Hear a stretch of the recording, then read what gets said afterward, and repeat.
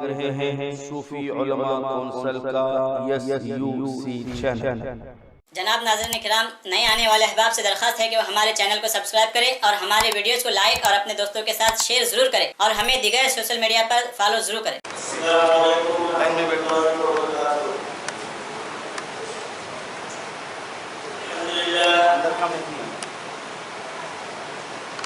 الحمد للہ رب العالمین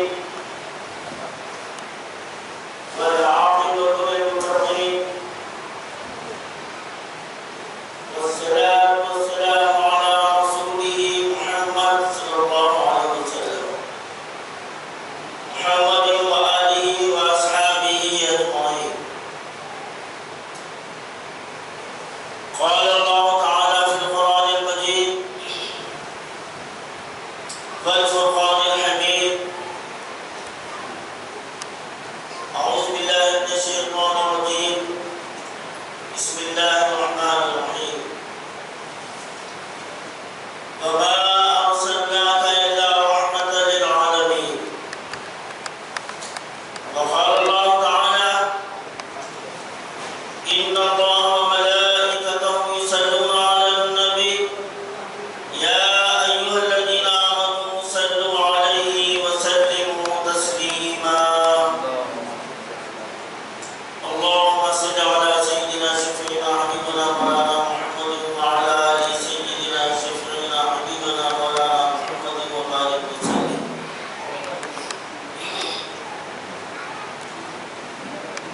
رحمتوں کا خزینہ مدینے میں ہے، رحمتوں کا خزینہ مدینے میں ہے اور مدینہ یہاں میرے سینے میں ہے۔ خوف طوفان کا مجھ کو رہے کس طرح، خوف طوفان کا مجھ کو رہے کس طرح، ناخدا جب میرا خود سفینے میں ہے۔ یا محمد کا نعرہ لگاتے رہو، یا محمد کا نعرہ لگاتے رہو، زندگی کا مزہ ایسے جینے میں۔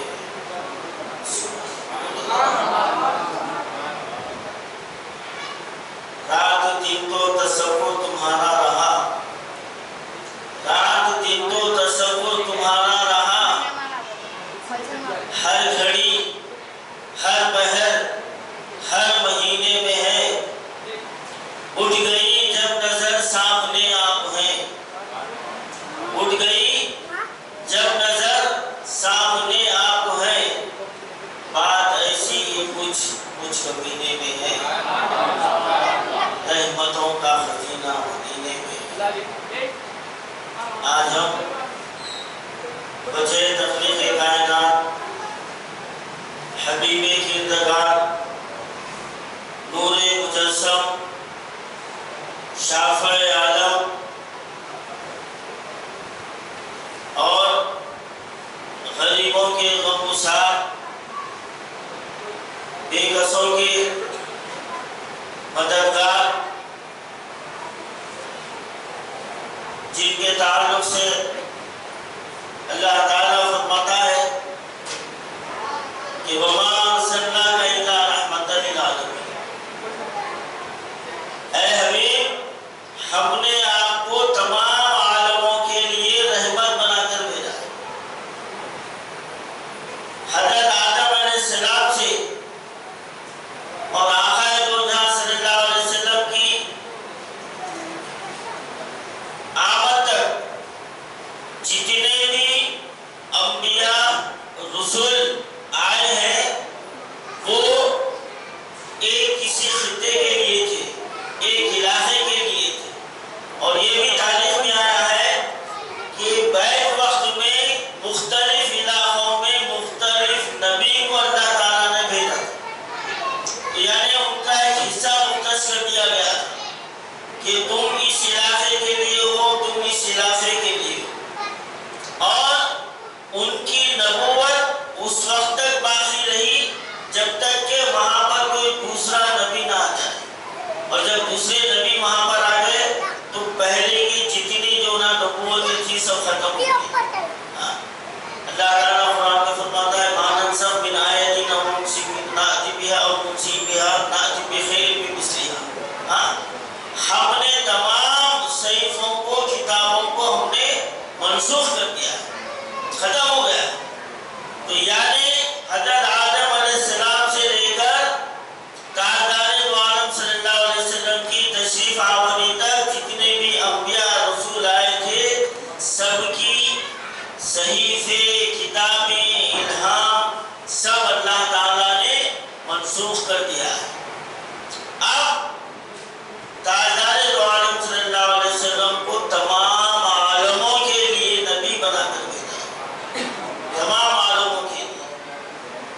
طرح خالق کائنات رب العالمین ہے نا، الحمدللہ رب العالمین، تو ہمارا رب تمام عالموں کے لیے ہے، تو اسی طرح ہمارے نبی بھی تمام عالموں کے لیے رحمت ہے، تمام عالموں کے لیے رحمت ہے۔ اب ہمارے نبی کی اگر رحمت کا ہم تذکرہ شروع کریں تو میرا یہ عقیدہ ہے، ایمان ہے کہ سمندر کی سیاہی بھی ختم ہو جائے گی، درختوں کا خلب بھی ختم ہو جائے گا، لیکن ہمارے آقا کی رحمت کا ہم پورا مکمل حق ادا نہیں کر سکتے۔ حق تو یہ ہے کہ حق ادا، ہم حق ادا کر ہی نہیں سکتے اور وہ ہم بیان کر ہی نہیں سکتے، کیونکہ سراپا رحمت ہے، ایسے رحمت ہے، اپنوں کے لیے بھی رحمت ہے، غیروں کے لیے بھی رحمت ہے، چاہنے والوں کے لیے رحمت ہے، اور دشمنوں کے لیے بھی رحمت ہے، دشمنوں کے لیے بھی رحمت ہے۔ اور اسی لیے کہا گیا ہے کہ تم اللہ کے بندوں پر رحم کرو، اللہ تم پر رحم کرے گا۔ اسلام کے 5 ارکان ہیں، یہ تو سب جانتے ہیں، پہلے ایمان لانا ہے، اور اس کے بعد 4 اہم رکن ہیں، نماز، روزہ، زکوٰۃ، حج۔ اب ان 4 ارکان کے ادا کرنے کے بعد کوئی بندہ یہ یقین اور دعوے سے کہہ سکتا ہے کہ میری یہ عبادت قبول ہوگی؟ کہہ سکتا؟ بولیے جواب نہیں کہہ سکتا۔ کیوں؟ کہ ہم جو عبادت کرتے ہیں ہم کو خود اس بات پر اطمینان نہیں ہے کہ میں اس کا حق ادا کیا ہوں یا نہیں۔ باپو جی کے ایسا کیسا بول رہے ہیں، یہ حال ہے ہمارا، اذان کے ساتھ مسجد میں تو آ جاتے ہیں لیکن ہمارا دل مسجد کے باہر ہے، دنیا کے خیالات ہمارے ذہن میں رہتے ہیں، وسوسے ہم کو آتے رہتے ہیں، اور اگر امام صاحب جو نا ایک سورہ لمبا پڑھ دیے تو پیچھے سے ان کو بےچینی شروع ہو جاتی ہے، کیا ہے میں کاروبار چھوڑ کے آیا، میرے کو فلانی جگہ جانے کا تھا، اتنا لمبا پڑھ دیے۔ ابھی حالات میں جو ہے نا اخبار میں اطلاع آئی تھی کہ ایک امام صاحب جو ہے نا ایک رکعت میں 2 رکوع جو ہے نا تلاوت کر دیے تو وہاں کی مصلیاں ان کو مار کے نکال دی۔ تو کہاں ہے نماز؟ نماز کہاں ہے؟ اسی لیے علامہ اقبال نے کہا کہ میں جو سر بسجدہ ہوا کبھی تو زمین سے آنے لگی صدا، تیرا دل تو ہے صنم آشنا، مجھے کیا ملے گا نماز، مجھے کیا ملے گا نماز۔ ایک رسم ادائیگی کے لیے جو نا مسجدوں میں آتے ہیں، سر تو ہمارا اللہ کے سامنے ہوتا ہے لیکن ہمارا دل دماغ دوسری طرف منتشر رہتا ہے، تو ہم یہ دعوے سے نہیں کہہ سکتے کہ ہماری یہ نماز قبول ہو گئی۔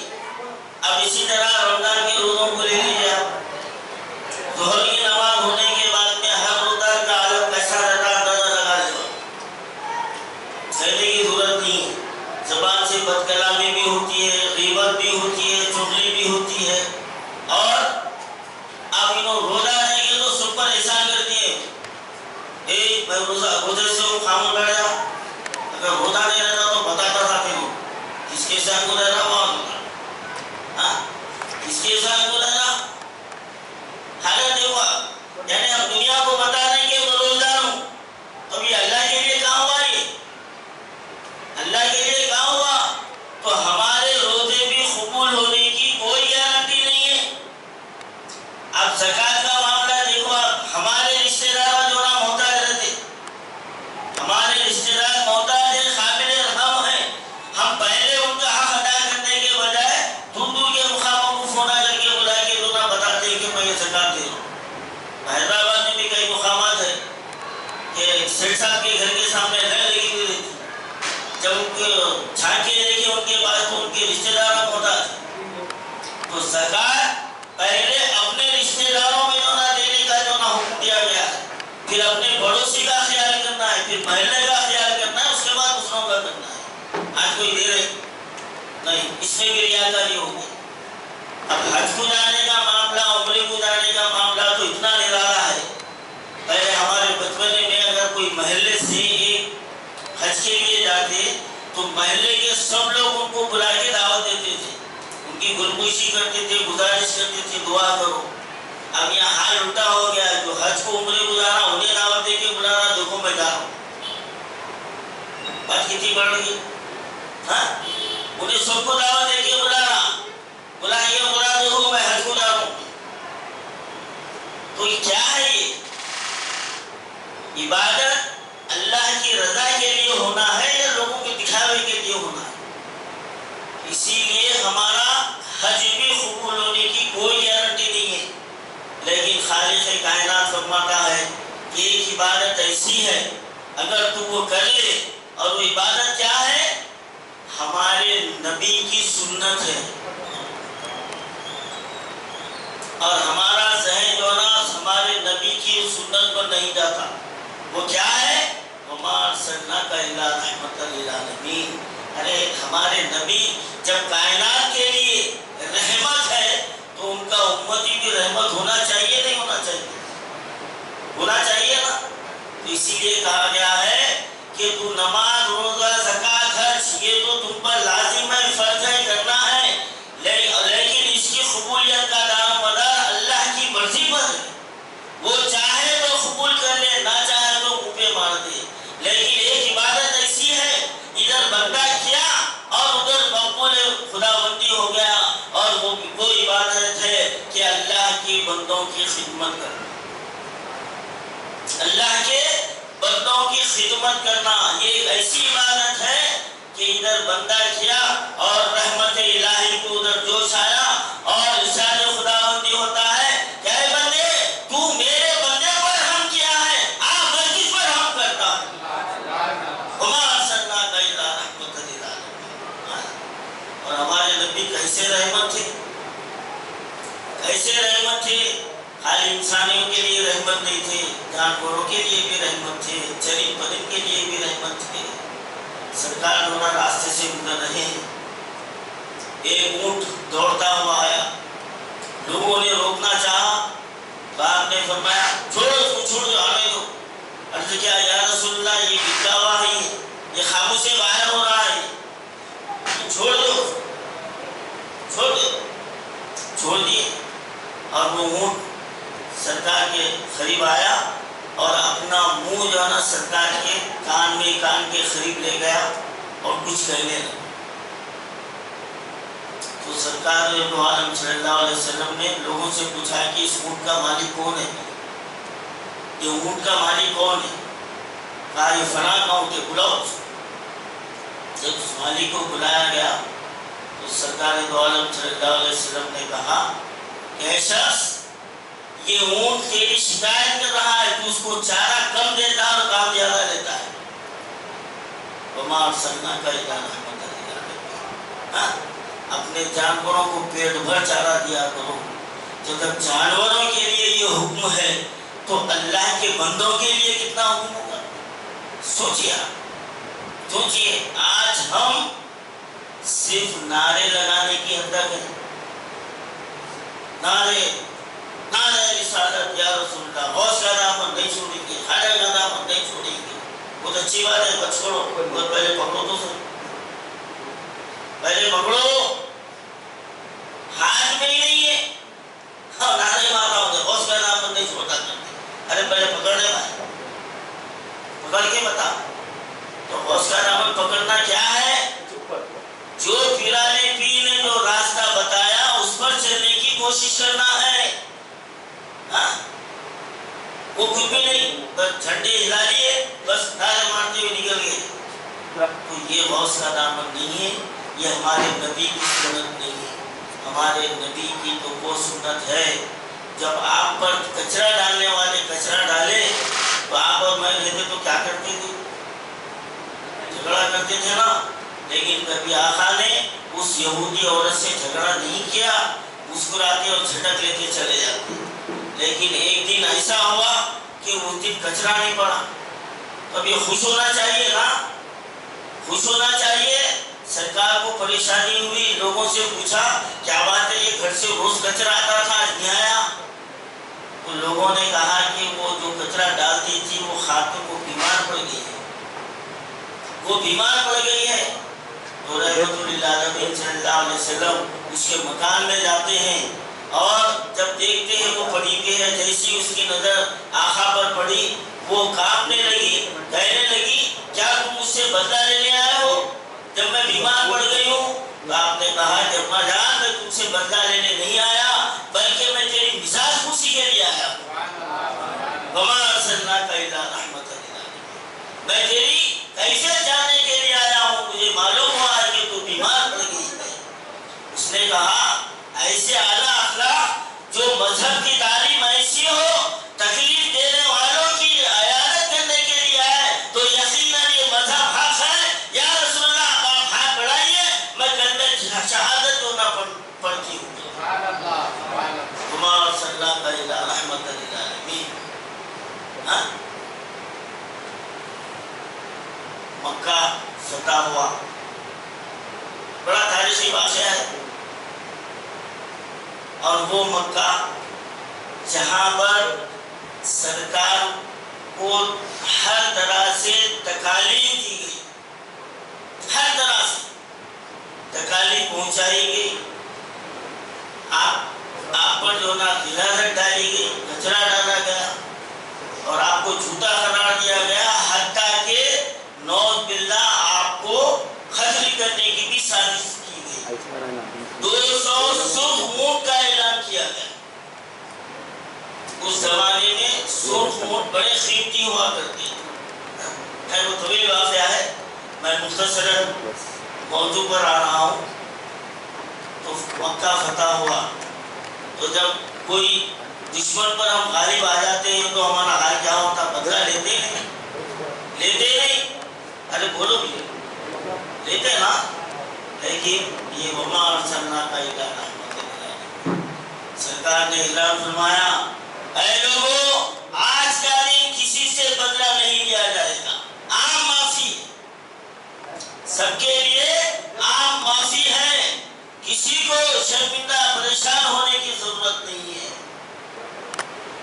تو ایک حبشی اپنا چہرہ ڈھک کر آیا، اور آپ کو بتلاتا چلوں حضرت امیر حمزہ رضی اللہ تعالیٰ عنہ سرکار کے چچا ہوتے ہیں، اور وہ سرکار اپنے وہ چچا سے بے انتہا محبت کیا کرتے تھے، بہت چاہتے تھے، اور حضرت امیر حمزہ رضی اللہ تعالیٰ عنہ کو غزوہ احد میں شہید کر دیا گیا تھا۔ نہ صرف شہید کر دیا گیا تھا بلکہ ہندہ جو ابو سفیان کی بیوی تھی اس نے حضرت امیر حمزہ رضی اللہ تعالیٰ عنہ کے پیٹ کو پھاڑ کر کلیجہ نکال کر چبایا تھا، اس نے قسم کھائی تھی، اس نے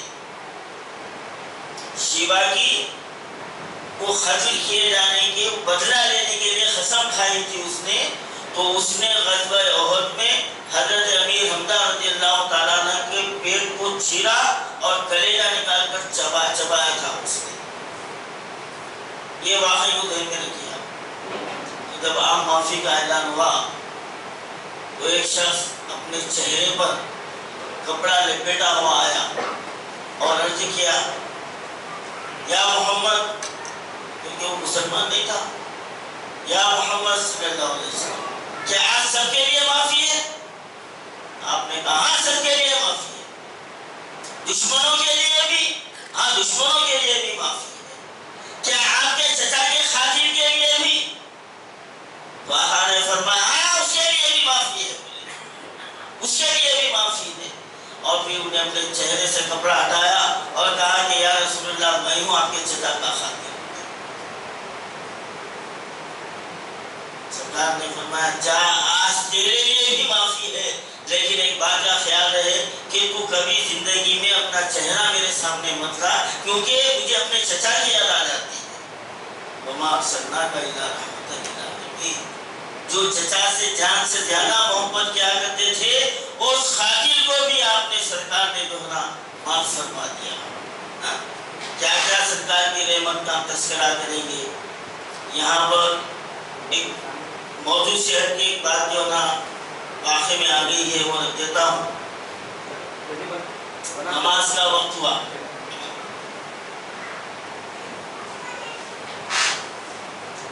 نماز کا وقت ہوا، اب لوگ آنے والے آتے رہتے ہیں، آپ توجہ سے سنیے کیونکہ یہ بھی ایک عبادت ہے۔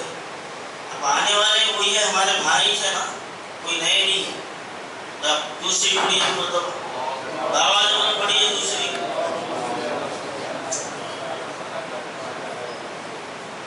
نماز کا وقت ہوا، صحابہ نے عرض کیا یا رسول اللہ نماز کا وقت ہو گیا ہے،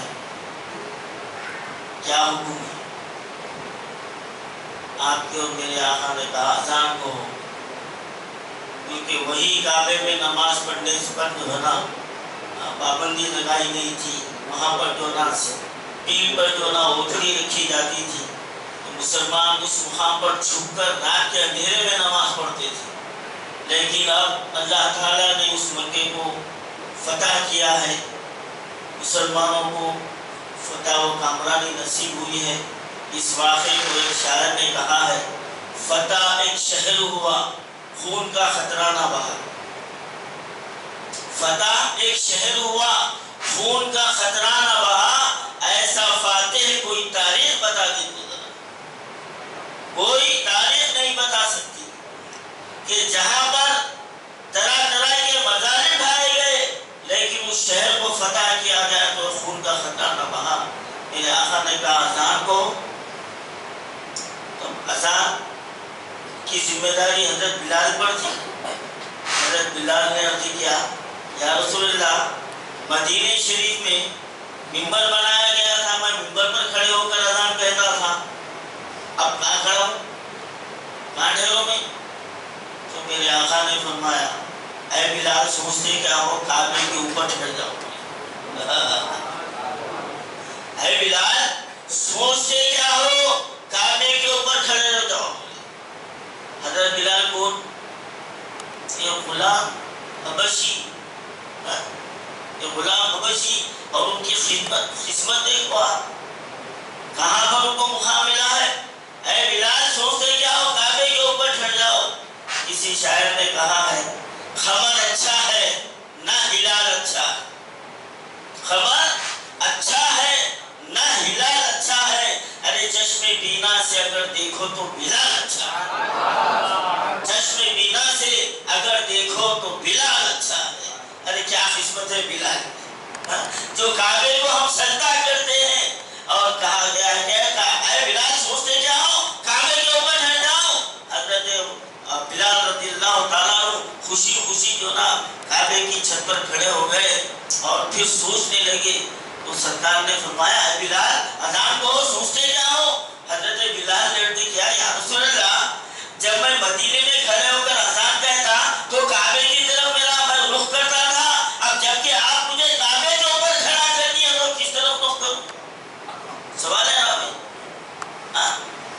جب آپ مجھے کعبے کے اوپر کھڑا کر دیے ہیں تو میں رخ کس طرف کروں؟ تو آپ کے اور میرے آقا نے کہا رے بلال سوچتے کیا ہو، میری طرف رخ کرو اور اذان کہو اللہم صلی اللہ سیدنا محمد سے بات اے بلال سوچتے کیا ہو، ارے میری طرف رخ کرو اور اذان کہو۔ بتوں سے کیا جس نے کعبے کو صاف، بتوں سے کیا جس نے کعبے کو صاف، کہو حج کرے اس کی گھر کا طواف، وما ارسلناک الا رحمۃ للعالمین۔ کعبے کا احترام بھی میری نظر میں ہے، کعبے کا احترام بھی میری نظر میں ہے۔ ارے سر کس طرف جھکاؤں تمہیں دیکھنے کے بعد، سر کس طرف جھکاؤں تمہیں دیکھنے کے بعد۔ اور مکے کے لوگوں میں کھلبلی مچ گئی، لوگ ڈر کے مارے شہر چھوڑ کر بھاگنے لگے۔ اعلان کیا گیا کسی کو جانے کی ضرورت نہیں ہے، تم کو امان دی گئی ہے، تم اپنے شہر میں آرام سے رہ سکتے ہو۔ لیکن جس کے دل میں خوف و ہراس تھا وہ بھاگنے لگے۔ انہی بھاگنے والوں میں ایک ضعیف خاتون تھی اور وہ ایک گٹھری اٹھائے ہوئے جا رہی ہے۔ رحمت عالم صلی اللہ علیہ وسلم کی اس خاتون پر نظر پڑی، آپ فوری آگے بڑھے اور جو نا اس گٹھری کو آپ جو نا اس کے گڑیا کے ہاتھ سے لے لی کہ آپ نے اٹھا لیا۔ کون اٹھا رہے بھائی بولو نا، رحمت للعالمین۔ تو بھاگ رہی تھی. میرے آقا لوگ گئے, جا کر کہا کہ اما جان یہ وزن ہے ادھر لاؤ, میں اٹھا لیتا ہوں, چلو تمہارے ساتھ میں چلتا ہوں. اس بڑھیا کے ساتھ چلنے لگے اور چلتے چلتے وہ بڑھیا نے کہا کہ بیٹے تم اچھے ماں باپ کی اولاد نظر آتے ہو, جو تم ہمدردی کا سلوک کر رہے ہو, یقیناً تمہارے ماں باپ بہت اچھے ہیں, اچھی تربیت تم کو دی ہے, لیکن بیٹے ایک بات یاد رکھنا, میں تم کو ایک نصیحت کر رہی ہوں کہ ہمارے شہر میں ایک نوجوان آیا ہے, وہ ہمارے پچھلے خداؤں کو برا بھلا کہتا ہے اور ایک نیا دین لایا ہے. اگر تمہاری کبھی اس سے ملاقات ہو جائے تو اس کے بہکاوے میں نہیں آنا, اس کے بہکاوے میں نہیں آنا. آپ اور میں رہتے ہو کیا بولتے تھے, یہ بڑی بھی دماغ خراب ہو گیا, میں سو ہوں, میرے کو بولو میرے تیرا صاحب بولتے تھے نہیں. ہاں وما ارسلناک الا رحمۃ للعالمین. سرکار مسکرانے لگی, بڑھیا کے ساتھ چلنے لگی, سنتے گئے, ہاں ہم کہتے گئے. جب وہ بڑھیا کا مقام آیا تو اس نے کہا بیٹے بس اب چھوڑ دو, میں میرا مقام قریب ہے, میں چلے جاتی ہوں, لیکن بیٹے یہ بتاؤ اتنے راستے تک تم میرے ساتھ آئے, ابھی تک تم اپنا نام نہیں بتایا, کون ہو تم؟ تو آپ نے فرمایا کہ اماں جان جب سے تم کس کو گالیاں دے رہے تھے نا, میں وہی محمد ہوں, میں وہی محمد ہوں. تو اس بڑھیا نے کہا ہاں بیٹے تم وہی ہو؟ آپ نے کہا ہاں میں ہوں. ارے جو دین لایا ہے ان کے اخلاق سے تو دین کا کیا عالم ہوگا, لاؤ ہاتھ بڑھاؤ, میں تمہارے ہاتھ پہ اسلام قبول کرتی ہوں. وما ارسلناک الا رحمۃ للعالمین. ہمارے نبی کی وہ شان ہے, وہ رحمت ہے کہ آپ کے ہاتھ میں کنکریاں بھی جو ہے نا کلمہ پڑھتے تھے, کنکریاں بھی کلمہ پڑھتے تھے. آپ کو معلوم ہے ہجرت کی رات ایسی بھیانک خطرناک رات, تمام مکے کے سورما آپ کے حجرے مبارک کو گھیرے ہوئے ہیں, اور حضرت علی رضی اللہ تعالیٰ عنہ سے آپ نے فرمایا کہ علی آج تم میرے بستر پر سو جاؤ, آج تم میرے بستر پر سو جاؤ, اور یہ مکے والوں کی امانتیں میرے پاس رکھی ہوئی ہے, یہ امانتیں کر ان کو پہنچا کر مدینے آنا, یہ پہنچا کر مدینے آنا. اور آپ باہر نکلے, ہاتھ میں کچھ کنکریاں لی اور آیت الکرسی آپ نے پڑھا اور وہ کنکریاں ان کی طرف اچھال دی. تو اللہ تعالیٰ قرآن میں فرماتا ہے وما رمیت اذ رمیت ولکن اللہ رمی. اے نبی وہ ہاتھ آپ کا نہیں تھا, وہ کنکریاں آپ نے نہیں پھینکا, ہم نے پھینکا تھا, ہم نے پھینکا تھا. ان کی آنکھوں میں چلے گئے, وہ آنکھیں ملتے ہوئے رہ گئے اور سرکار دونوں وہاں سے روانہ ہو گئے. خیر واقعہ طویل ہے, اور یہاں پر ایک ایمان کا نقطہ ہمارے سامنے ہے. دوسرے دن حضرت علی اٹھے اور جس کی امانتیں تھی سب کو پہنچا دیے, اور جب آپ مدینہ شریف میں پہنچے تو آپ کے ساتھیوں نے کہا اے علی ہجرت کی رات جبکہ تم کو معلوم تھا کہ پورے دشمن گھیرے ہوئے ہیں اور آپ کو رسول اللہ کی بستر پر لٹا دیا گیا ہے, کیا تم کو اس بات کا خوف نہیں ہوا کہ تم قتل کر دیے جاؤ گے؟ حضرت علی نے فرمایا ارے لوگو, جب سرکار نے مجھ سے کہا کہ صبح اٹھ کر یہ دینا تو مجھے یقین ہو گیا کہ میں صبح اٹھنے والا ہوں. فیصلہ ہو گیا میری مقدر کا, میرے آقا کی زبان سے نکلا علی صبح اٹھنا اور یہ امانتیں ان کو پہنچانا. پھر مدینے آیا, قسم رب ذوالجلال کی میں اس رات میں ایسا سویا کہ ویسی نیند مجھے زندگی میں نہیں ہوئی.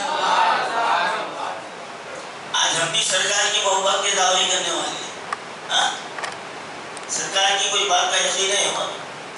جائزہ لینا بھائی, یہ عید میلاد منانا بالکل باعث خیر و برکت ہے, سرکار کی خوشنودی ہے بالکل ہے, لیکن اس کا کچھ پیغام بھی ہم جو نا اپنی زندگی میں شامل کیے تو یہ سرکار کی خوشنودی کا باعث ہوگا.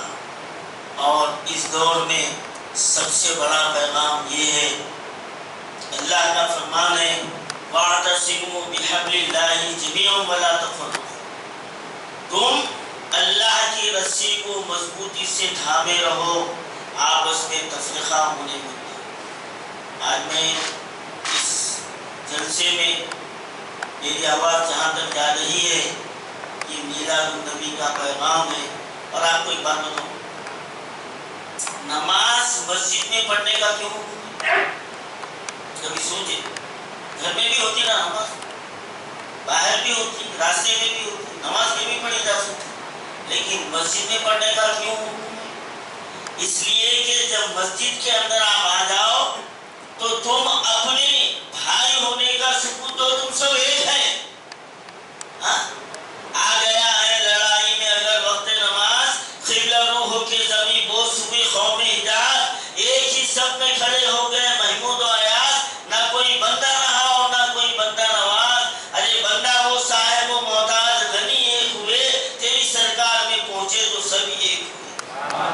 کیا کوئی چھوٹا بڑا ہے، امیر غریب ہے؟ نہیں ہے نا؟ تو اس کے سرکار میں سب جب ہم ایک ہیں تو یہاں سے نکلنے کے بعد ایک نہیں ہونا، ہونا نہیں ہونا۔ تو دنیاوی معاملات کے لیے ہم اپنے بھائی سے جو نہ برائی رکھنا، اپنے بھائی سے برائی رکھنا، انہیں میرے کو دعوت میں نہیں بلایا میں بھی نہیں جاتا، ارے انہیں بے خوشی کرا، آپ تو عقلمندی سے کام لے، انہیں میرے ساتھ ایسا کیا، نہیں میں بھی ایسا رہتا ہوں۔ نہیں بھائی، ہم نبی رحمت کی امت، نبی دشمنوں پر وہ رحم کیے، تو یہ ہمارے بھائی پہ ہم رحم نہیں کر سکتے؟ من لا یرحم لا یرحم، حدیث شریف ہے جو کسی پر رحم نہیں کرتا اس پر رحم نہیں کیا جاتا۔ سمجھ میں آیا؟ تو یہ دور ہمارے لیے اتنا پورا شوب ہے، اگر ہم اپنے میں اتحاد برقرار نہیں رکھیں گے تو یاد رکھو ہم کو ایسا پچھتانا پڑے گا کہ ہم کو سوچنے کا بھی موقع نہیں ملے گا۔ آج دشمن اسلام ہمارے لیے وہ سازشیں تیار کیے ہیں کہ ہم اس کا تصور نہیں کر سکتے، اور ہم میں اگر اتحاد نہیں رہا تو میرے بھائی اللہ تعالیٰ بھی ہماری مدد نہیں، خدا بھی اس قوم کی حالت کو نہیں بدلتا، نہ ہو خیال جس کو خود اپنے حالت کے بدلنے کا۔ اور ہمارے لیے دعا بھی کرنا ہے اور مدافعت بھی کرنا ہے، ایسا نہیں ہے تسبیح لے لے کے مسجد میں بیٹھنا نہیں ہے، نہیں بھائی وہاں لڑنے کے لیے آ رہے میں تسبیح لے لے کے بیٹھتا ہوں یہاں، یہ اسلام نہیں ہے۔ تو کیا سرکار جو ہے نا، جب مکے کے لوگ غزوہ بدر کے وقت آئے رہے تھے حملہ کرنے کے لیے، وہ 1000 تھے، یہاں کتنے تھے؟ 313، 1000 کدھر 313 کدھر، 1000 میں 700 اونٹ تھے، 300 گھوڑے تھے، یہاں پر کل ملا کے 12 گھوڑے نہیں تھے، 12 گھوڑے نہیں تھے، 20-25 اونٹ نہیں تھے، لیکن کس کے لیے نکلے؟ کس کے لیے نکلے؟ اللہ کے لیے نکلے، اسلام کی بقا کے لیے نکلے، اسلام کی بقا کے لیے نکلے۔ کیا وہاں مسجد میں بیٹھ کر تمام صحابہ کرام دعا نہیں کر سکتے تھے؟ نہیں کر سکتے تھے؟ نہیں، یہ بتلانا ہے دعا بھی کرو، دعا کے ساتھ تدبیر بھی کرو، دعا کے ساتھ اس کی تدبیر بھی کرو۔ جب دشمن سامنے آ جائے تو دعا سے کام نہیں چلتا، مدافعت بھی کرو، مقابلہ بھی کرو، یہ بھی ہمارے مذہب اسلام کی تعلیم ہے۔ کسی پر ظلم مت کرو، کسی پر حملہ مت کرو، لیکن کوئی تم پر حملہ مت ہو تو پھر اس کو چھوڑنا بھی نہیں ہے ہمارا کام، چھوڑنا بھی نہیں ہے ہمارا کام۔ اور ہم کو نہیں معلوم ہے ڈر نہ سکتے تھے اگر جنگ میں اڑ جاتے تھے، ڈر نہ سکتے تھے اگر جنگ میں اڑ جاتے تھے، پاؤں شیروں کے بھی میدان سے اکھڑ جاتے تھے، تجھ سے سرکش ہوا کوئی تو بگڑ جاتے تھے، ارے دیکھ کیا چیز ہے تو سے لڑ جاتے تھے، شان آنکھوں میں نہ دستی تھی جہاں داروں کی، ارے کلمہ پڑھتے تھے ہم چھاؤں میں تلواروں کی۔ ارے ہمارے آبا و اجداد تو وہ ہے جو فاخر رہے، بھوکے رہے، ہونٹوں پر پیاس کی شدت سے پپڑی آ گئی، لیکن حق کے لیے کبھی منہ نہیں موڑا، شہادت کو پسند کیا لیکن دشمن کے آگے جھکنا پسند نہیں کیا، جھکنا پسند نہیں کیا۔ اب یہ فرقہ بندی کی باتیں چھوڑیے، منفیت ایک ہے اس قوم کی، خود نقصان بھی ہے، منفیت ایک ہے اس قوم کی، نقصان بھی ہے، حرم پاک بھی اللہ بھی قرآن بھی ہے نہیں، حرم پاک بھی اللہ بھی قرآن بھی ہے۔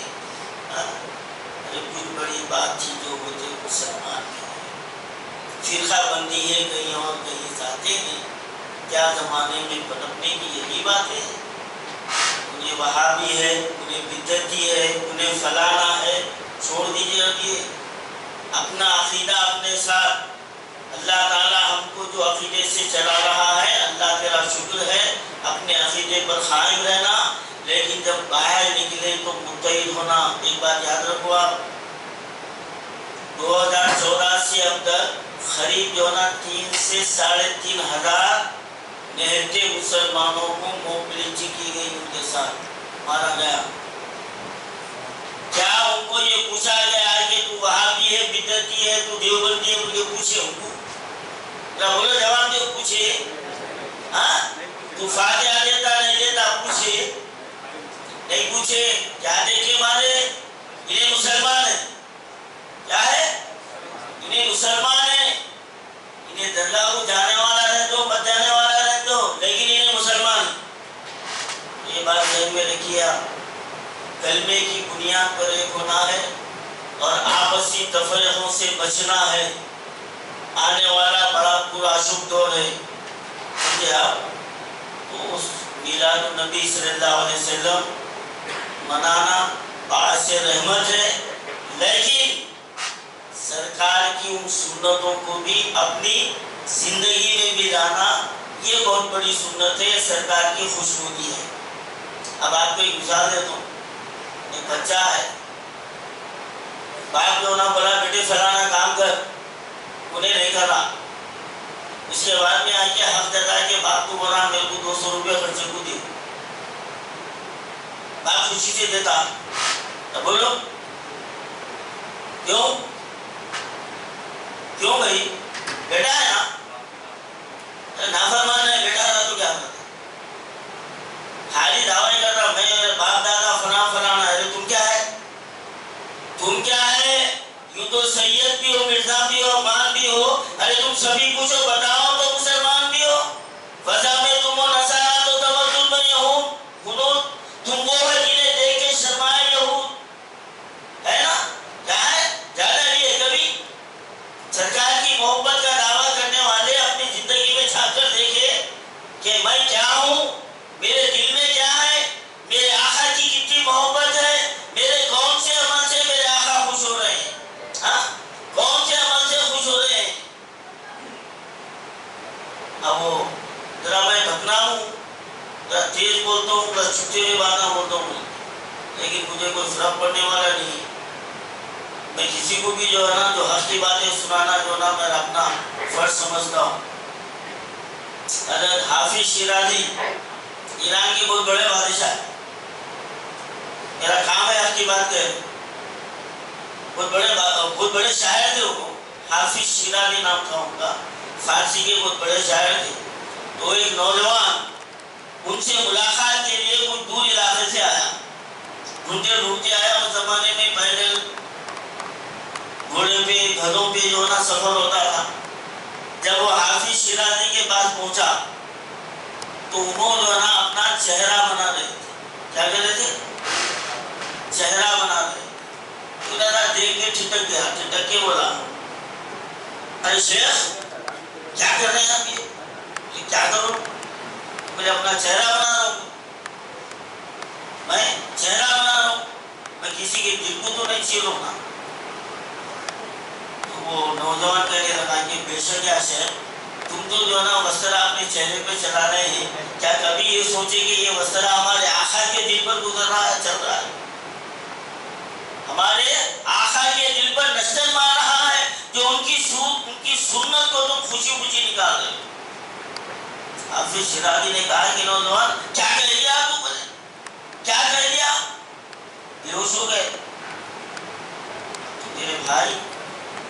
سنت، ایک عمل ہر سال اگر میلاد النبی سے ہم ایک عمل کا جذبہ لے کر اٹھے تو الحمدللہ یقین مانیے ہماری زندگی میں انقلاب آ جائے گا۔ آج کا یہ پیغام ہے کہ سب سے پہلے ہم میں اتحاد اور اتفاق پیدا کرنا ہے اور اپنے دل کو کینہ کپٹ سے پاک کرنا۔ ارے ہمارے نبی نے رکھے، ہمارے نبی کی یہ تعلیم نہیں ہے کہ کسی سے بغض رکھو، کسی سے کینہ رکھو، اور جس دل میں جو نا کینہ ہوتا ہے اس دل میں اللہ کا نور نہیں آتا، یہ حدیث شریف ہے۔ اور یہی وجہ ہے آج ہم میں جو اتحاد پیدا نہیں ہو رہا کہ ہر انسان یہ سمجھ رہا ہے میں اس کے سامنے جھکوں، اس کی کیا حیثیت ہے، میں فلاں ہوں، میں فلاں خاندان کا ہوں، میں اتنا بڑا دونوں پڑھا لکھا ہوں، کچھ بھی نہیں ہے۔ یاد رکھو آپ، جس گھڑے میں پانی بھرا ہوا رہتا نا اس میں آواز نہیں آتا، جس میں تھوڑا رہتا انہیں بہت ہلتا، لوگوں کو بتانا میں ہوں میں ہوں میں ہوں۔ اور ایک بڑے علماء کی مثال دی ہے، جو درخت کو پھل لگتا وہ ڈالی جھکی ہوئی رہتی، وہ ڈالی جھکی ہوئی رہتی، اور جس کو پھل نہیں لگتا انہیں کھڑا ہوا رہتا، جیسا کہ اشوکا کا درخت ہے، سرو کا درخت ہے، پھل نہیں پھولنے سیدھا لمبا جاتا ہوں۔ تو بزرگاں فرمایا، بڑے لوگ فرمایا یہ تکبر کی نشانی ہے، اور جس مسلمان میں یہ تکبر آ جائے تو سمجھ جاؤ اس کے اعمال اس کا کوئی ساتھ دینے والے نہیں ہیں۔ سب سے بڑی ذات اللہ کی ہے، اور انسان کی حیثیت وہی ہے جو ایک غلام کی حیثیت ہوتی ہے، بندے کے معنی غلام کی ہے۔ ہمارا مالک ہم کو جس حال میں رکھا ہے ہمارا کام ہے خوش رہنا، اور اس نے ہم کو دنیا میں جو مقصد کے لیے بھیجا ہے اس مقصد کی تکمیل کے لیے ہم کو کوشش کرنا۔ جب کوشش کریں گے تو یقیناً وہ کوشش میں اللہ تعالیٰ کامیابی عطا فرمائے گا۔ آج آپ تمام کو مبارکباد دیتا ہوں کہ آج ہم جشن رحمت للعالمین صلی اللہ علیہ وسلم منا رہے ہیں، اور پھر آج آپ کو سرکار کے جلوس مبارک، روح مبارک اور بھی دیگر تبرکات ہیں اس کی زیارت کروائی جائے گی۔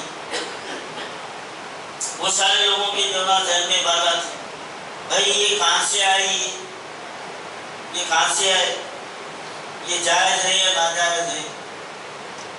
میرے بھائی نسبت بڑی چیز ہے، کیا ہے؟ نسبت بڑی چیز ہے۔ آپ کو ایک چھوٹا سا ایک واقعہ سنا دیتا ہوں۔ ایک بادشاہ کے پاس لنگر چل رہا تھا، تو اس دن ان کے دستر پر کدو بنا تھا، اور آپ کو معلوم ہے یا نہیں معلوم ہے سن لیجیے آپ، کدو ہمارے آقا کو بہت پسند، اور اس کے تعلق سے حدیث شریف میں آیا ہے کدو دماغ کو قوت دیتا ہے اور عقل کو بڑھاتا ہے، کدو کی یہ تاثیر ہے۔ تو سرکار بڑی پسند سے اس کو جو نا کھاتے تھے آپ۔ تو دستر پر ایک شخص جو نا اجنبی تھا، اس نے کھڑے ہو کر کہا ارے کیا لائے ہیں سامنے، کدو تو مجھے پسند نہیں ہے، کدو مجھے پسند نہیں ہے۔ تو بادشاہ تلوار نکالا اور کہا ایسا الفاظ واپس سے معافی مانگ تو ورنہ میں تیرا سر خراب کر دوں گا۔ ارے جو چیز میرے آقا کو پسند ہے تو کون ہوتا ہے پسند نہیں کرنے ہوتا؟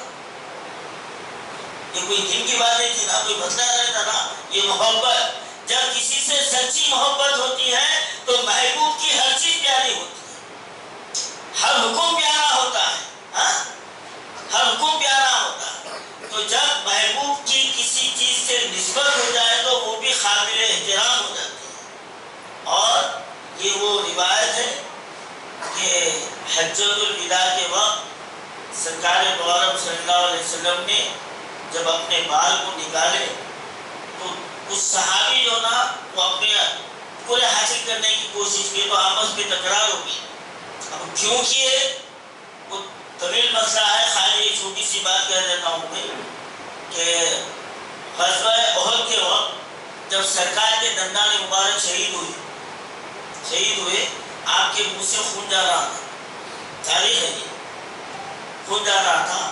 اب یہاں پر ایک شرعی مسئلہ بولوں میں آپ، حرمت علیکم المیتۃ والدم ولحم الخنزیر، قرآن کی آیت ہے، حرام ہے تم پر مردار والدم خون، چاہے کسی کا حلال جانور کا ہو یا حرام کا ہو، کسی کا ہو، خون حرام ہے، یہ قرآن کی آیت ہے، اس سے کوئی انکار نہیں کر سکتا۔ لیکن غزوہ احد کے وقت جب سرکار کے منہ مبارک سے جو نا آپ کے دہنے مبارک سے خون جا رہا تھا تو صحابہ کرام اس خون کو چاٹ رہے تھے، اپنے جسموں پر مل رہے تھے، مل رہے تھے۔ تو ہونا تو یہ چاہیے تھا کہ سرکار منع تھا، یہ حرام ہے، یہ مت استعمال کرو، یہ فتویٰ آنا تھا نا۔ لیکن آپ کے اور میرے آقا نے کیا کہا، جس نے جو نا میرا خون پی لیا ہے، لگا لیا ہے، اس پر، اس کی نسل پر دوزخ کی آگ حرام ہے، اس پر، اس کی نسل پر دوزخ کی آگ حرام ہے، کیونکہ رحمت للعالمین کا خون ہے بھائی، آپ کا میرے سے کا گندا خون نہیں ہے، رحمت للعالمین کا خون ہے۔ تو جب یہ خون جو ہے نا جسم پر لگ گیا تو اس پر دوزخ کی آگ حرام ہے۔ جب موئے مبارک کی کسی کے پاس آ جائے تو ان کے لیے کتنی بڑی جو نا رحمت کی چیز ہو گئی، تو تکرار شروع ہو گیا، تلواریں نکل گئے۔ تو میرے آقا نے کہا جھگڑو مت، سب ایک ایک ایک ایک لے لے، سب کو جو نا تقسیم کیا گیا۔ اور پھر تاریخ بھی واقع آیا ہے کہ حضرت خالد بن ولید رضی اللہ تعالیٰ عنہ کوئی معرکہ تھا، تو ان کا نام یاد نہیں آ رہا مجھے، تو آپ دشمنوں میں گھر گئے، حضرت خالد بن ولید دشمنوں میں گر گئے اور آپ کا امامہ نیچے گر گیا، آپ کا امامہ نیچے گر گیا، تو آپ کو امامہ بچانے کی کوشش میں لگے رہے، اپنے اوپر جو وار ہو رہے تھے اس کی فکر نہیں تھی، مگر فکر کس کی تھی، وہ امامے کی فکر تھی۔ تو لوگوں نے کہا کہ خالد امامے کے پیچھے جا رہے ہو، تو انہوں نے کہا کہ لوگوں تم جانتے نہیں، یہ معمولی امامہ نہیں ہے، بلکہ اس میں میرے آقا کے زلف مبارک ہے، اور یہ جب تک میرے سر پر تھا مجھے کوئی زیر نہیں کر سکا، جب تک خالد بن ولید کے سر پر تھا کوئی دشمن ان کے سامنے نہیں ٹک سکا۔ تو میرے آقا نے ان کو جو خطاب دیا تھا، سیف اللہ، اللہ کی تلوار ہے، حضرت خالد بن ولید رضی اللہ تعالیٰ عنہ۔ تو یہ عظمت و مقام ہے منہ مبارک کا، اور اس کا دیکھنا بھی ہر عاشق کے لیے ایک عبادت سے کم نہیں ہے۔ بس یہ تصور کر لو کہ ہمارے آقا سامنے ہیں، ہم ان کی جو نا جسم کے ایک حصے کا ہم دیدار کر رہے ہیں۔ یقین مانو اگر یہ ہماری سوچ رہی اور ہم یہ سوچ کر اس وقت دل سے اگر کوئی دعا کرے تو میرا تو یہ ایمان ہے کہ دعا خالی نہیں جائے انشاءاللہ تعالیٰ۔ آج اس کی بھی زیارت ہوگی اور انشاءاللہ اس کے بعد میں جو نا تبرک کا بھی اہتمام کیا جائے گا۔ ہے آپ تمام حضرات جو نا تبرک کھا کے جائیے اور مولا مبارک کی زیارت کرتے جائیے۔ اللہ تعالیٰ سے دعا ہے کہ پروردگار ہم نے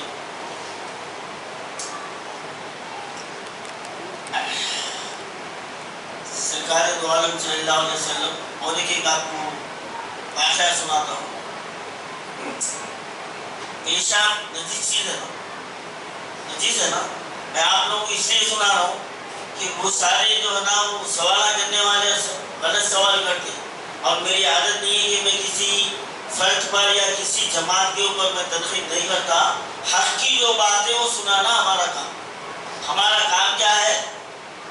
چور تو چور ہے، تو چور ہے بولے تو انہیں ایک دن بولتا ہاں میں چوروں کے آگے لیتا کروں بولتا، لہذا بھالو والے کو بولو بھائی ذرا ہوشیار ہو، مطلب پورا ہو گیا ہمارا، بھالو والے کو بولنا ہوشیار ہو۔ تو ہم جو ہے نا ہمارا جو عقیدہ ہے، ہمارا عقیدہ وہ تو ہمارے بابا کے گھر کا نہیں ہے، صحابہ کا جو عقیدہ تھا، تابعین کا جو عقیدہ تھا، جو تبع تابعین کا عقیدہ تھا۔ آج بدعت کی جو نا بہت فتوے لگتے جاتے، سرکار کو بخار آیا تھا، اور آپ کو معلوم ہے کہ اس زمانے میں لال بخار آتا تھا، لال بخار آتا تھا، اس بخار کی شدت اتنی ہوتی تھی اگر کوئی مریض کے بازو بیٹھ جائے تو اس کے جسم سے جو ہے نا وہ بخار کی لو آتی تھی۔ سوچ سکتے ہیں ہم، یا 103 104 ہو گیا بولو تو حالت بگی ہو جاتی ہے، حالت بگی ہو جاتی، وہ لو آتی تھی۔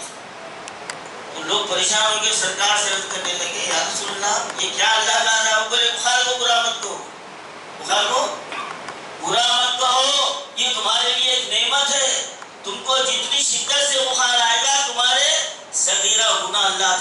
سے میں معاف کر دے گا. وما ارسلناک الا رحمۃ للعالمین. ارے ہماری بیماری میں بھی رحمت ہے, ہماری بیماری میں بھی رحمت ہے. تو سرخ بخار آتا تھا تو صحابہ کرام دعائیں کرتے تھے, یا اللہ میرے کو بخار نہیں آ رہا, یا اللہ میرے کو بخار میں مبتلا کر دے. ایک مرتبہ سرکار بخار آیا, اٹھنے کے قابل نہ رہے, صحابہ کرام ملاقات کے لیے آ رہے ہیں, تو سرکار کو ضرورت محسوس ہوئی. تو صحابہ نے عرض کیا, یا رسول اللہ آپ جا نہیں سکتے, آپ کسی برتن میں فارغ ہو جائیے. تو خیر سرکار باقی جو ہے نا برتن میں فارغ ہو گئے, اور ایک صحابی کو دیا, یہ لوگ لے کے باہر محفوظ مقام پہ ڈال دیا. رحمت للعالمین کا خاتمہ ہے. تو صحابی رسول نکلے, باہر گئے, ادھر ادھر دیکھا اور پی لیا. کیا کرے, ناباکی دے نا بھائی, ارے سبحان اللہ بولو, پی لیے. پینے کے واپس آئے تو سرکار صلی اللہ علیہ وسلم نے مسکرایا, وہ دیکھ کر مسکرایا. پوچھا کیا کرے آپ؟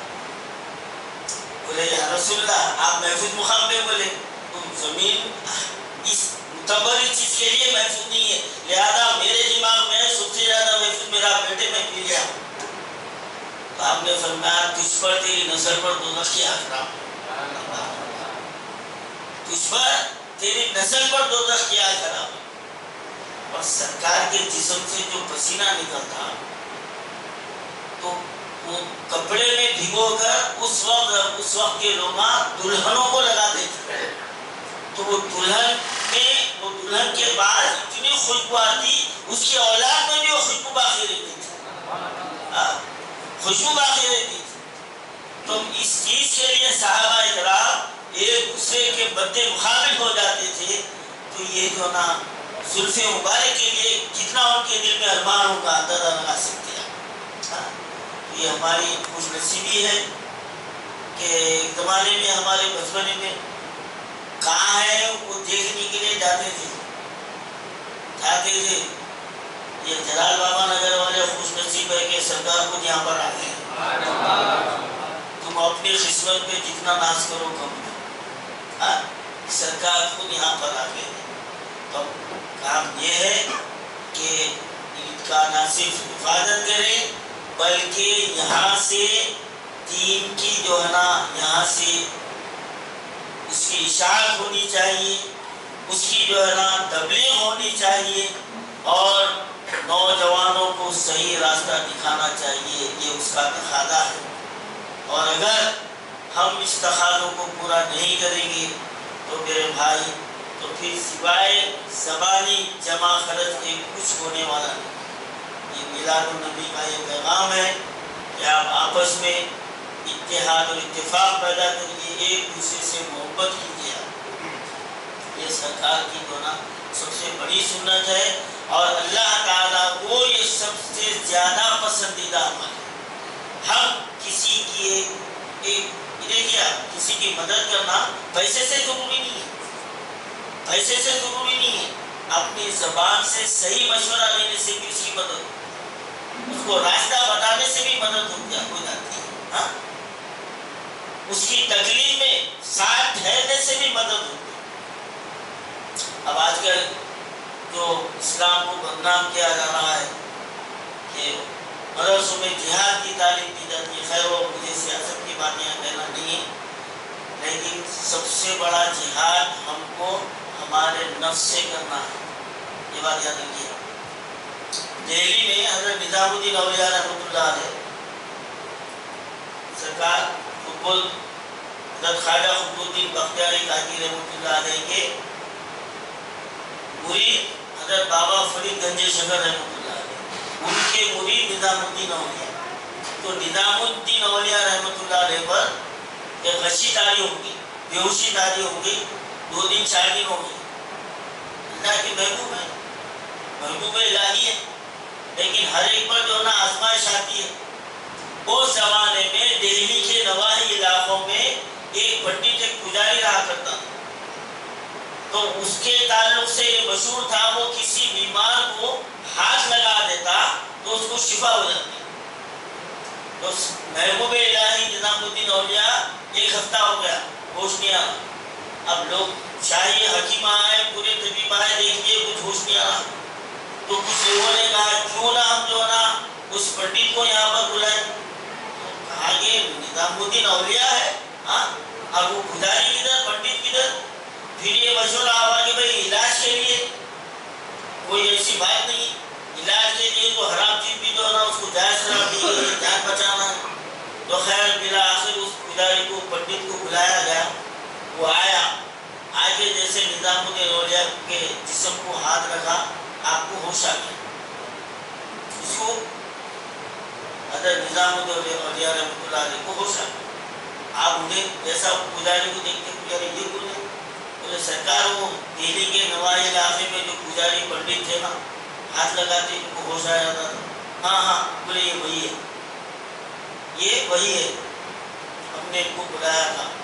تو نظام الدین اولیاء اس پجاری سے پوچھے تم تو خود پرست ہو، خدا کو تو نہیں مانتے، لیکن یہ کیا بات ہے، کون سا تم ایسا کام کرتے ہو جو تمہارے ہاتھ میں اللہ یہ شفا دے دیا ہے، کیا عمل ہے تمہارا؟ اس نے بولا سرکار یہ بات تو کوئی بھی نہیں پوچھے، یہ میری خوش نصیبی ہے جو میں آپ کے واسطے آیا، میری خوش نصیبی ہے، میں آپ کے لیے آیا. لیکن حقیقت بتا دوں کیا، میں ایک کام پابندی سے کرتا ہوں، میرا نفس جو کہتا ہے میں اس کے خلاف کام کرتا ہوں. اگر مجھے پانی کی پیاس لگی تو اس میں پانی نہیں پیتا، بھوک لگی تو اس ٹائم کھانا نہیں کھاتا، نیند آ رہی تو اس ٹائم نہیں سوتا، کسی سے بدلہ لینا دل بولا تو اس کو معاف کر دیتا. یعنی میرا نفس جو کہتا ہے اس کے خلاف رہتا ہوں. یہ کس کا عقیدہ ہے مجھے؟ ایک ہندو کا. اب یہاں پر اللہ کی حکمت، نظام الدین اولیاء کو اس حالت میں لانا اور اس کو پھر بلا کر لانا اور اس کی زبان سے کہلوانا.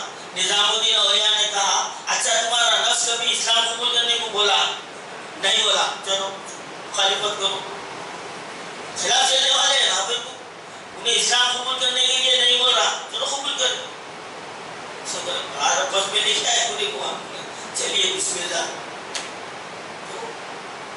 بڑے موزی کو مارا نفس امارہ کو گھر مارا، بڑے موزی کو مارا نفس امارہ کو گھر مارا، نہیں اژدہا شیر و نر مارا تو کیا مارا، گیا شیطان مارا ایک سجدے کے نہ کرنے پر، اگر لاکھوں برس سجدے میں سر مارا تو کیا،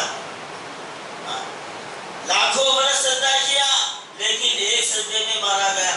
نہیں وہ خول کا سچا ہمیشہ خول دے دے کر جو اس نے ہاتھ میرے ہاتھ پر مارا تو کیا. تو نفس پر کنٹرول رکھنا ہے. اور یہ نفس پر کنٹرول کب ہوتا؟ جب ہم کسی کے تعلق سے اس کے تعلق سے حسن ظن رکھیں گے، اچھائی کی طرف سوچیں گے، برائی کی طرف نہیں سوچیں، اچھائی کی طرف. اب جو برا ہے وہ اللہ کا ہے، آپ کا میرا دشمن نہیں ہے، اللہ کا بندے کا رب کا معاملہ ہے. کوئی بڑا گناہ کر رہا، ہمارا کام ہے سمجھانا، بولنا، سزا دینا اللہ کا کام. وہ اللہ سزا بھی دے سکتا ہے اور اس کا ایمان اگر مضبوط رہا تو اس کو معاف بھی کر سکتا ہے، اس کو بخش بھی دے سکتا ہے. اور ہم ہر ایک کو یہ نہیں سمجھنا انہیں مسجد کو نہیں آتا، انہیں فلانا ہے، انہیں یہ برا کام کرتا. نہیں بھائی، جو مسجد کو آنے والوں سے زیادہ یہ بھی دیکھا گیا ہے کہ جو 5 وقت نماز پڑھ دینا اس کے دل میں جو ہے نا خوف خدا بہت کم رہتا. نہیں بولتا 5 وقت نماز پڑھ لیو ہمارا خون معاف، گایا جا کے جھوٹ بھی بولتا. پھر بولتا ڈال دیے یہ گردش میں پھرنے والے جو نا فارمولہ ڈال دیے، فجر کی نماز پڑھنے کے بعد اگر تم ظہر کی پڑھ لیے تو سمجھ جانا فجر کی قبول ہو گئی، آپ کی جاگیر ہے. ظہر کی پڑھ لیے تو اس کے بعد پھر عصر کی نماز پڑھے تو سمجھ جانا تمہاری ظہر کی قبول ہوگی. اب انہیں بولتا ہے جب قبول ہو ہی رہی ہے تو ظاہر بات ہے کہ میں جو بھی کروں معاف. لہٰذا میں جھوٹ بھی بولتا، کچھ بھی کرتا رہتا ہوں. بیوی بچوں کا حال ادا کرنے کے بجائے انہیں جو نا نکل جاتا گردش میں، اور یہاں اس کے بیوی بچے جو نا حوالہ ہو جاتے. کئی باتیں. تو یہ سوچ ہماری جو ہے نا یہ بدلنے کی ضرورت ہے. اور یہ میلاد النبی کا یہی پیغام ہے کہ ہم کو ہر اس بندے سے محبت کرنا ہے اور کسی کے برائی کے اوپر ہم کو نظر نہیں رکھنا۔ بنی اسرائیل کا چھوٹا سا واقعہ سنا کے بعد کیا آپ ازدواجی زندگی میں شرمندگی محسوس کرتے ہیں؟ کیا آپ اولاد جیسی نعمت سے محروم ہیں؟ اپنی غلطیوں اور جسمانی کمزوری کے لیے یا شوگر کی وجہ مردانہ طاقت ختم ہونے کی وجہ آپ پریشان ہیں؟ کیا آپ موقع پرستوں سے عاجز آ چکے ہو؟ تو قطعی پریشان ہونے کی ضرورت نہیں۔ Madani herbal medicare centre 9 number Kishan Bagh Hyderabad مناسب قیمت پر انشاءاللہ 100% کامیاب رہیں گے۔ اوقات صبح 7 بجے تا 10 بجے، اتوار صبح 7 بجے تا 12 بجے کلینک کھلا رہے گا، جمعہ کو بند رہے گا۔